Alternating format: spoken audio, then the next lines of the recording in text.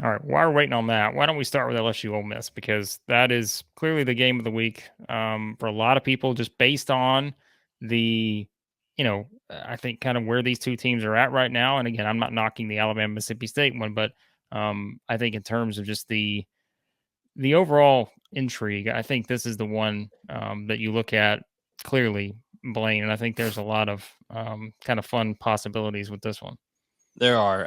Real quick though, the Tyler keeps rolling them in here. Loser has to join the MAC. That's great on Vandy and Missouri. But you're right. The matchup between Ole Miss and LSU, you said intriguing for many different reasons, and I think so as well. Especially with you have a team that, yeah, people like to just look at the win loss column a lot of times when they're comparing teams, especially if it's maybe not their own team or something like somebody they follow closely, and they say, oh, well, they've got 2 losses, LSU, but man, they just played a game where they look the best they have all year. They got a little running game going. Jayden Daniels looked like someone who I am getting more and more in the camp of Jayden Daniels, as I think he's going to be a really good NFL quarterback with his skill set that he has.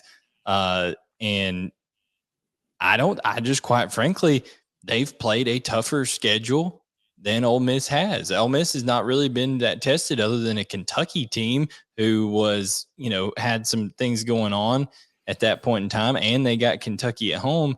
Going on the road to Death Valley, Chris, I think is a monumental challenge for LSU. For Ole Miss. I think it's a terrific game. I feel like I don't have a good read on LSU week to week. As Blake pointed out, Ole Miss has not played a particularly challenging schedule outside of Kentucky. I still like Ole Miss to win this game. I'm not going to call it blind faith because Ole Miss under Lane Kiffin has got a pretty nice track record the last couple of years, but you haven't seen them go on the road and beat a team like they're about to face. But I just like their offense. I like the versatility of their offense. I'm not as sold on their defense as I was. I'm beginning to think that nice start was the product of a weak schedule, but still, Ole Miss is better than it was a year and a half ago defensively. And I just think their offense is so tough to stop with all that it can do. I think that line is moving in LSU's direction. I could be wrong. I want to say it started at 1.5, maybe, guys, or was that on the other side? I'm trying to It remember what it. It opened was up. LSU a point and a half to start Well, that I saw. the first originally in some places they did that, like some different books depending on where you found it. Ole Miss was a 1.5 point road Hmm. favorite, and then it crossed 0 in a hurry, and Yeah. LSU has become a favorite at home. I just look at, okay, Ole Miss gave up 300 yards rushing to Auburn, and people want to say, oh well, there was people love to come to the defense of Lane Kiffin's defense. Oh, well, there's this guy out and there's that guy out. And against Tulsa, they were preparing for a passing offense and they got a running offense with the quarterback once the guy got hurt.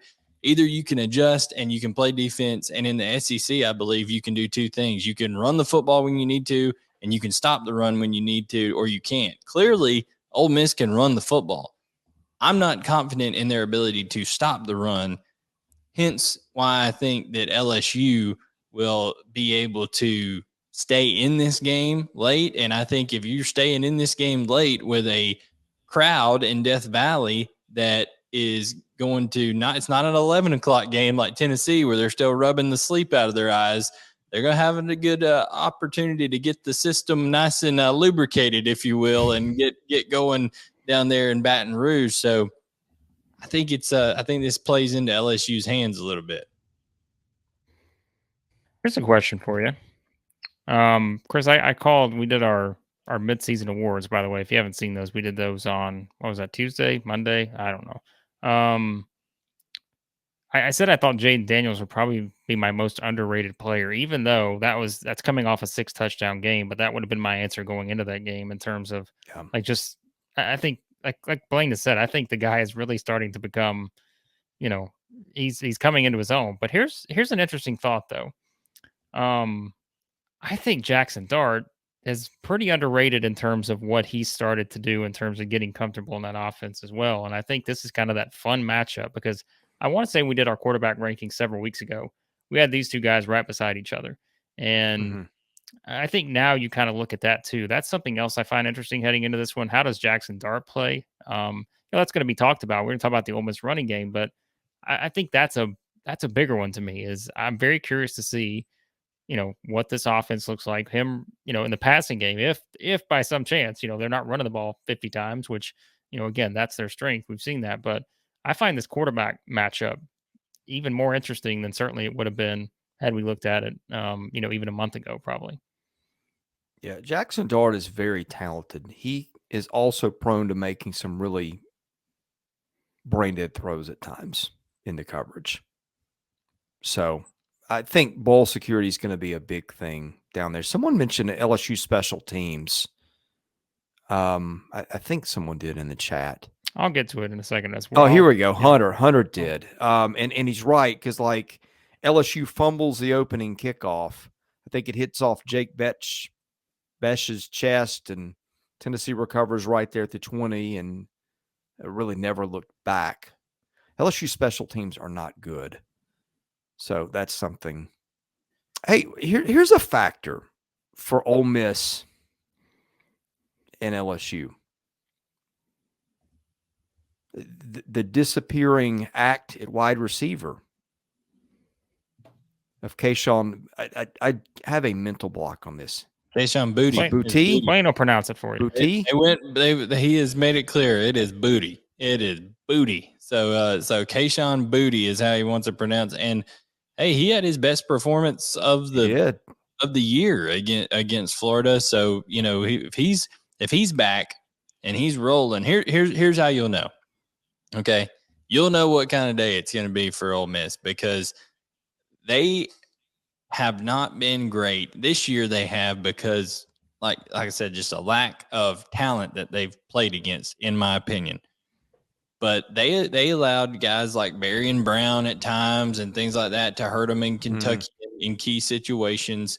I think this is undoubtedly the most talented wide receiver core that they will have faced top to bottom. Look at guys like Brian Thomas, Kayshawn Booty, all that. But if you see Jayden Daniels ripping some, 15, 20, 25-yard completions early and getting Kayshawn Booty involved, I think it's going to be a long day for Ole Miss in terms of that. And here's the other thing, Chris.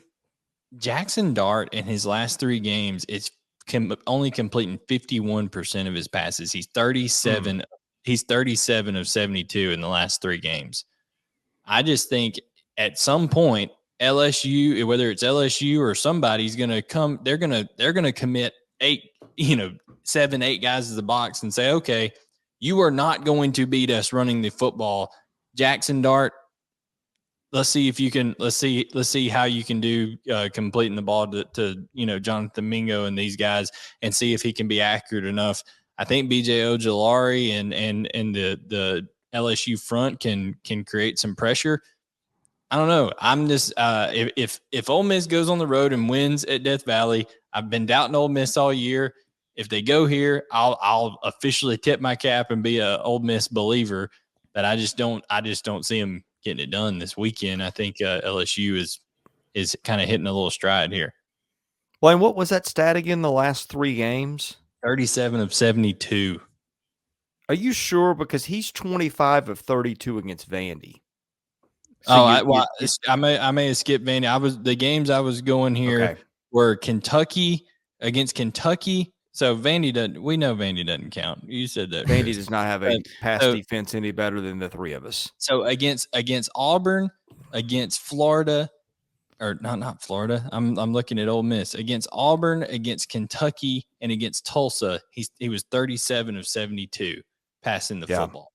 So yeah, I mean, look, I have some doubts. Still has 8 touchdowns in that group too, though, I guess. I mean, and the rushing yards, which is different, right? But that's I think Blayne is bringing up an interesting point to think about for sure, because he's not wrong on the numbers. So Well, he's also the aptly named Jaxson Dart because he can throw them. He was the number 1 or 2 quarterback recruit a couple of years ago. I mean, there's a lot of talent there. I mean, and again, I criticized him a minute ago because I've seen him throw some bad balls, but there's that also.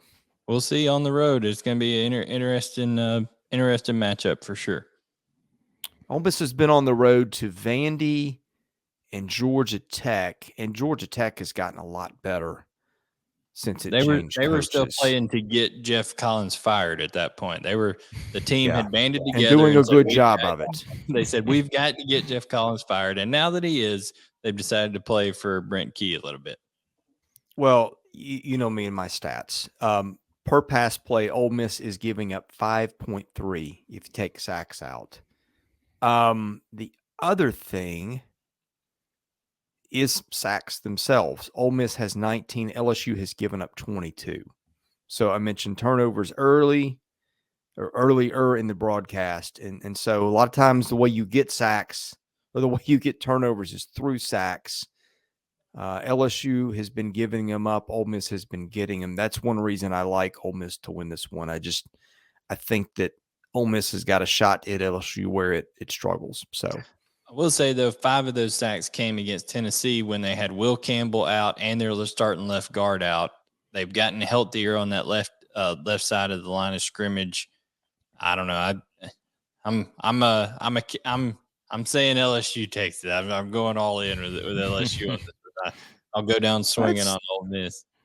That's still 17 sacks in 6 games. That's still, even take that out, that's still a lot of sacks. But yeah, for sure.